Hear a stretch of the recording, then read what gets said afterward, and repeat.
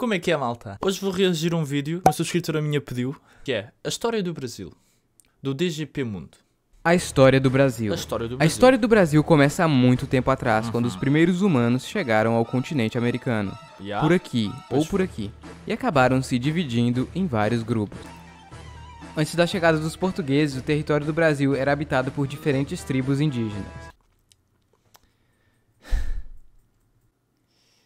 Eram os Guajajarás, Ticunas, Macuxis, Guaranis, Gaingangues, Terenas. Eu provavelmente não disse bem para vocês. Muito provavelmente. Eu estou com a impressão que é isso. Então, em 1500, Pedro Álvares Cabral chega ao Brasil e chama o local de Ilha de Vera Cruz. E depois de algum tempo passa a chamar o local de Terra de Santa Cruz. No entanto, algumas pessoas podem dizer que ele não foi o primeiro. Pedro Álvares Cabral e sua tripulação chegaram onde hoje é a cidade de Porto Seguro e já notaram os habitantes do local, que eles chamaram de índios, e já foram catequizando e fazendo negócio com eles.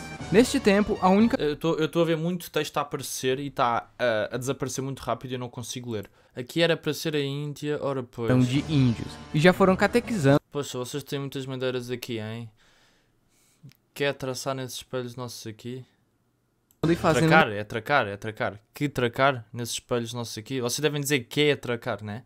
Ou que tracar nesses espelhos nossos aqui? Acho que é assim. Se eu estiver a dizer mal, gente, peço desculpa. Claro, madeira aqui é o que não falta. Me passa essa coisa mágica aí. Ah, aqui é o espelho. Neste tempo, a única coisa que os portugueses levavam do Brasil era o famoso pau-brasil, que era muito apreciado na Europa. Apesar de ter descoberto o Brasil em 1500, os portugueses começaram a colonizar, ou seja, viver e se mudar para o Brasil somente em 1530. Alguns anos antes, Portugal e Espanha queriam dividir algumas terras. Ah, tipo um pequeno território dos países? Não, o mundo inteiro. Então fizeram um tratado. Na América, isso foi crucial para... Eu lembro de dar isto na escola. Antigamente, Portugal e Espanha dominavam o mundo todo. Tipo, os dois, tipo, como tudo só para eles. É tão esquisito saber como é que isso aconteceu. Como é que isso aconteceu? Para as fronteiras atuais. O Brasil acabou sendo dividido nas capitanias hereditárias, mas isso não funcionou muito bem, então veio o Estado do Brasil e posteriormente também o Estado do Maranhão. Nesta época perceberam que o Brasil era muito bom para a plantação da cana-de-açúcar, porém alguém precisava trabalhar nas plantações. Então começa a vir os primeiros africanos para serem escravos e trabalharem. Saber que isto aconteceu no passado, deixavam haver escravos, faz muita confusão. Nos campos de açúcar. Durante o século XVI, os franceses tentaram pegar o rio, aconteceu algumas revoltas dos índios contra os portugueses e alguns desentendimentos entre Portugal e Espanha. Em 1580, Portugal e Espanha acabam formando a União Ibérica, pois o rei de Portugal havia morrido e o mais próximo da linha de sucessão era o rei da Espanha, e isso foi até 1640. Isso meio que anulava o Tratado de Tordesilhas. Então, os portugueses começaram a se expandir para o oeste. E quem participou dessa expansão? Os bandeirantes, que foram fazer uma expedição em busca de minérios e escravos. Os holandeses invadiram o Nordeste e ficaram lá por um tempo. Depois foram expulsos pelos portugueses, que já haviam se separado da Espanha. E isso gera a crise do açúcar, já que os holandeses pegaram o conhecimento e o aplicou em outro lugar. Porém, Filho da... Isto na altura era tudo roubar coisas uns aos outros. É tipo, olha, agora já sei como é que é a cana-de-açúcar, agora eu vou espalhar pelo mundo todo. E roubaram, tipo assim como Portugal roubou o Brasil. E depois vieram cá os holandeses e roubaram a cena dos portugueses no Brasil. Era só roubar. Tipo, não havia mais nada nessa altura sem ser roubar terras, era roubar tudo. No final do século XVII acabam sendo descobertos ouro na região de Minas Gerais. E começa assim o ciclo do ouro. E aí está a típica frase quando eu falo com algum brasileiro a dizer: devolve o nosso ouro. Durante o século XVII, os franceses tentaram invadir São Luís, no Maranhão, mais revoltas dos índios e de outras pessoas da população. Coitado do Brasil. O Brasil só tinha invasões? Era tipo toda a gente a invadir o Brasil, coitado. Pessoas da população e vários outros acontecimentos. Com a descoberta de ouro em Minas Gerais, a região começou a atrair pessoas de todas as partes e logo se tornou a capitania mais populosa. Minas Gerais tinha muito ouro. Sabe, se uma palavra para descrever os tempos antigos era roubar. E a coroa portuguesa queria seus 20%. ou então era a derrama. E isso deixou muitos mineiros revoltados. Vai derramar tudo, ora depois, é verdade. Acontece assim Eles aqui a discutir, vamos ser independentes de Portugal. E ele a dizer, vamos. a Inconfidência Mineira. Portugal não gostou nada dessas pessoas conspirando contra ele e declara lesa majestade, ou traição do rei. O único condenado à morte foi um cara chamado Tiradentes. O século XVIII foi muito agitado no Brasil. Várias revoltas, conspirações, desentendimentos com os índios, sabe? De sempre. Aconteceu tanta coisa. O século XIX. O comecinho do século no Brasil foi marcado por mais conspiração e a invasão da Guiana Francesa. Porém, na Europa as coisas estavam interessantes. Em uma tentativa de enfraquecer a Inglaterra, Napoleão Bonaparte declara bloqueio continental em toda a Europa. Ninguém deveria fazer negócios com os britânicos. Portugal, no entanto, como tinha uma boa relação com o Reino Unido, fala: e se eu não quiser? Então Napoleão invade Portugal. Pois é, isto aconteceu. Com isso, a família real portuguesa se move para o Brasil. É tipo, não aceito. E depois invadem. Adeus. Espertos a fugirem para a terra que vocês roubaram, né? Mas não só eles, vieram cerca de 15 mil pessoas de Portugal para o Brasil nesta época. Com isso, o príncipe assinou um decreto que liberava o porto brasileiro para fazer negócio com outros países. Assim, ele poderia continuar ajudando os britânicos. Além das pessoas, várias outras coisas. Eu não entendo, Portugal sempre teve uma relação muito boa com os britânicos, mas eu não entendo porquê, como é que isso começou sequer e porque é que ainda continua até hoje. Valiosas vieram para o Brasil, como um acervo de livros da Biblioteca de Lisboa e várias outras coisas de valor. A vinda da família real mudou o rosto do país, principalmente do Rio de Janeiro. Várias lojas, teatros e joalherias e várias outras coisas foram abertas ali. A arquitetura começou a seguir um padrão mais europeu e várias outras coisas foram criadas, como a Academia da Marinha, Academia Militar, Laboratório de Química, etc. Uau. Com a derrota de Napoleão veio o Congresso de Viena, feito para restaurar a ordem na Europa. Porém, Portugal estava em uma situação irregular. Seus comandantes não estavam em Lisboa. Dom João VI e seus súditos não estavam querendo voltar para Portugal tão cedo, já que haviam se instalado e investido muito aqui no Brasil. Então, para resolver a situação, ele eleva o Brasil para reino. No caso, o Reino Unido de Portugal, Brasil e Algarves. Porém, isso não deixou os portugueses muito satisfeitos.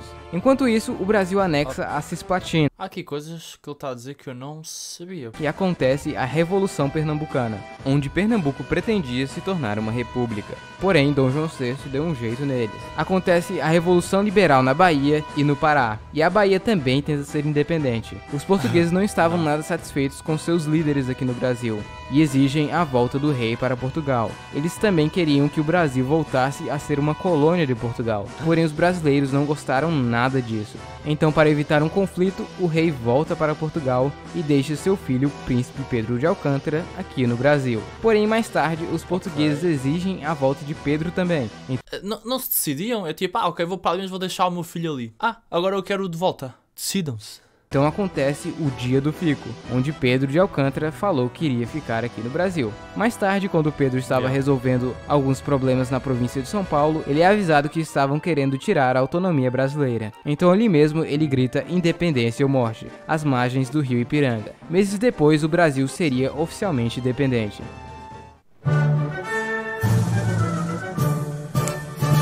Apesar de dizermos que a independência do Brasil foi pacífica, houve sim uma guerra da independência. Vocês não param quietos nem um bocado, não é? Em várias das províncias do país e nos mares, até que Portugal reconheceu a independência do Brasil na condição de pagarmos uma indenização a eles. Então, Dom Pedro I nomeia José Bonifácio, também conhecido como o Patriarca da Independência, como ministro do Reino e dos Negócios Estrangeiros, e convoca uma assembleia para criar a primeira Constituição do Brasil. Nela havia o quarto poder. Muitos acusavam Dom Pedro de ser um governo autoritário por causa desse quarto poder, já que ele era mais forte que os outros três, e isso em parte gerou a Confederação do Equador, um movimento separatista na região do Nordeste. O movimento falha, porém a um custo muito alto na popularidade do imperador. Mais tarde acontece a Guerra da Cisplatina, onde no fim ela acaba ficando independente e vira o Uruguai. Para manter o Império unido, Dom Pedro faz uma viagem pelas províncias. O primeiro reinado do Brasil foi muito turbulento. Muitos não concordavam com as decisões de Pedro I, ele ainda piorou a situação com algumas decisões impopulares, aconteceram revoltas e muito mais. Além disso, as as coisas não estavam muito boas em Portugal. Pois Então não. Pedro I acaba abdicando ao trono e volta para Portugal, deixando seu filho Dom Pedro II, de apenas 5 anos, como imperador do Brasil. Mas 5 anos. Tinha 5 anos. Nos dias de hoje não ia acontecer. É impossível uma coisa dessas. obviamente, Pedro II não poderia governar ainda. Então, nesta época, o Brasil é governado por várias regências. Durante o período de regência, mais revoluções e movimentos surgem, além da Guerra dos Farrapos, que acabou gerando a República Rio-Grandense e a República Juliana. Essa última não durou muito, já a Rio-Grandense só voltou a ser parte do Brasil quase 10 anos depois, em 1845. Em 1840, Dom Pedro se torna o imperador do Brasil. Neste período, o café já era o principal produto produzido no Brasil. Sua economia se estabilizou e cresceu bastante. Durante esse período foram criadas também grandes linhas ferroviárias e, como é de costume, aconteceu várias coisas. Porém, a mais marcante delas foi a Guerra do Paraguai, que foi o maior conflito armado da América do Sul. E depois de mais de 5 anos de guerra, o Brasil e seus aliados acabam ganhando. Porém, essa guerra deixou o Brasil em uma situação não muito boa. O exército se sentia desprezado pelo Império. Além disso, perto do fim do Império, foi assinado a Lei Áurea, lei essa que liberava os escravos. Porém, muitos donos de escravos não ficaram muito felizes com isso. Eles queriam ser indenizados pelo governo e ficaram contra o Império também. Com o fim da escravidão, começou também um período de grande imigração para o Brasil, já que o Brasil precisava de trabalhadores. Em 1889 acontece o golpe de Estado que deu fim ao Império e início à República do Brasil, ato também conhecido como Proclamação da República. Essa foi nossa primeira bandeira republicana. É quase igual ao dos Estados Unidos, só que de outras cores, né? Que engraçado. Vocês tiveram assim a bandeira? Que esquisito, eu não sabia. Uau. Ok.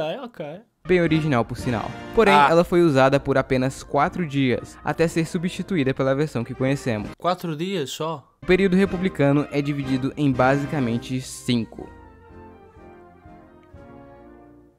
República Velha. Os primeiros anos da República foram bem instáveis. O Brasil passou de Império do Brasil para Estados Unidos do Brasil, e sem muito apoio popular, houve alguns conflitos. Os primeiros anos foram de um governo militar até virar uma democracia. Acontece a Revolução Acreana, onde o Acre declara a independência da Um dinossauro? Ok. Bolívia e se junta ao Brasil, além de outros conflitos. O Brasil também fez uma pequena participação na Primeira Guerra Mundial. A época entre 1889 e 1930 foi conhecido como política do café com leite. Os presidentes eleitos ficavam mudando entre paulistas e mineiros. Até que nas eleições de 30 acabou sendo Getúlio Vargas versus Júlio Prestes. E quem ganhou?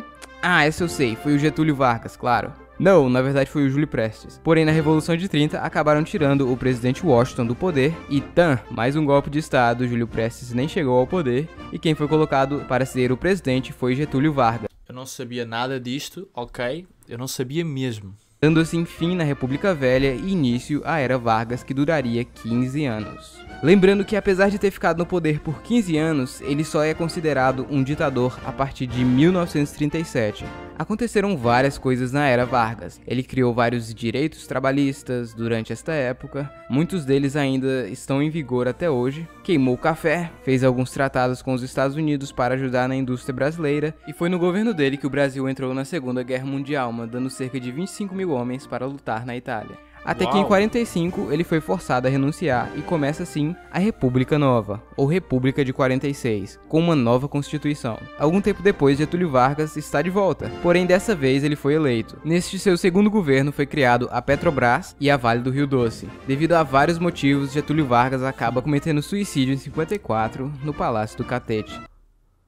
Outro presidente que se destacou nesta época foi o Juscelino Kubitschek, que veio com a proposta de rápido avanço do Brasil. Foi em seu governo que a capital Brasília foi inaugurada, além de uma bela dívida externa. Nos anos 60, todos tinham medo da fome, quer dizer, que o comunismo fosse implantado no Brasil, e as pessoas meio que achavam que isso poderia acontecer no governo de João Goulart. Então veio a intervenção militar, que ficaria no governo por apenas alguns meses, até que as coisas se estabilizassem. Bem, mas eles ficaram no poder por 20 anos. Essa foi uma época de extremos no Brasil. Muitos gostavam do governo dos militares, enquanto outros odiavam. E bom, essas discussões acontecem até hoje. Na época dos militares, a economia do Brasil cresceu muito, mas também também houve um aumento na dívida. Depois de muito tempo, os militares foram aos poucos devolvendo o poder, e o Brasil voltou novamente a ser uma democracia. Então temos a Nova República, que vai de 1985 até os dias atuais. Foi elaborada uma nova Constituição, conhecida como Constituição de 88,